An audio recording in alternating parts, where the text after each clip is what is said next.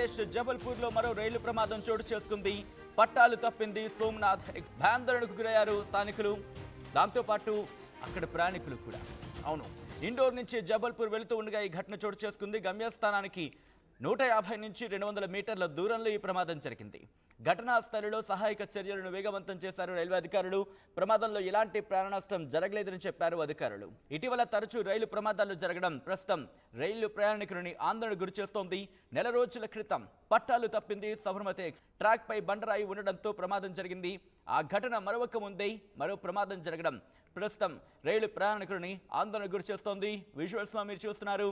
Somnath express కి సంబంధించి 2 బోగీలు పట్టాలు తప్పాయి. మధ్యప్రదేశ్ జబల్పూర్లో మరో రైలు ప్రమాదానికి సంబంధించిన బ్రేకింగ్ న్యూస్ చూస్తున్నారు. మరి ముఖ్యంగా బ్యాక్ టు బ్యాక్ అనే చెప్పుకోవాలి. ఎందుకంటే ఒక ఘటన తర్వాత మరొక ఘటన. ఈ మధ్య గత 2 ఏళ్లుగా చూసుకుంటే రైలు ప్రమాదాలు ఎక్కువ అవుతున్నాయి.